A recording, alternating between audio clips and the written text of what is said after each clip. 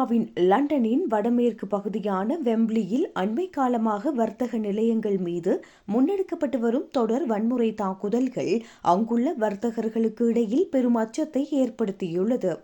முகமூடி அணிந்த இளைஞர் கும்பல்களால் கடைகள் அடித்து நொறுக்கப்பட்டுள்ள போதிலும் இதுவரை எவரும் கைது செய்யப்படவில்லை என்பது அதிருப்தியை ஏற்படுத்தியுள்ளது. ஈலிங் வீதியில் அமைந்துள்ள மிகவும் பிரபலமான வர்த்தக நிலையங்கள் இலக்கு வைக்கப்பட்டுள்ளன.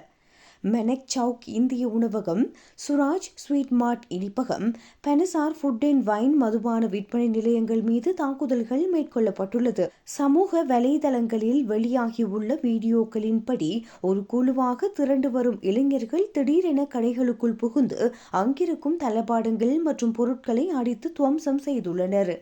அவர்கள் பணியாளர்கள் மீது பொருட்களை எறிந்துள்ளனர். உணவகம் முழுவதையும் அடித்து உடைத்து விட்டனர். 3 நாட்களாக என்னால் நிம்மதியாக உறங்க முடியவில்லை.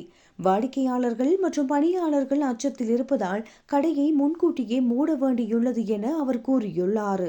காவல்துறையின் நடவடிக்கை பயனற்றது என்றும் சட்ட ஒழுங்கு அங்கு சீர்குலைந்துள்ளதாகவும் அவர் குற்றம் சாட்டியுள்ளார்.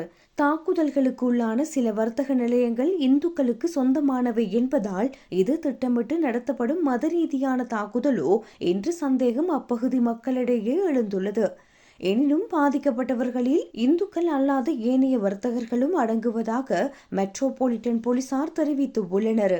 இப்பகுதியில் மேலதிக ரோந்து பணிகள் அதிகரிக்கப்பட்டுள்ளன.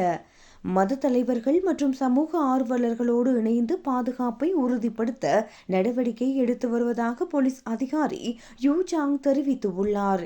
வர்த்தகர்களை அச்சுறுத்தும் இத்தகைய வன்முறைகள் எவ்விதத்திலும் ஏற்றுக்கொள்ளப்பட முடியாதவை என பிரென் நகர சபை கடும் கண்டனம் வெளியிட்டுள்ளது.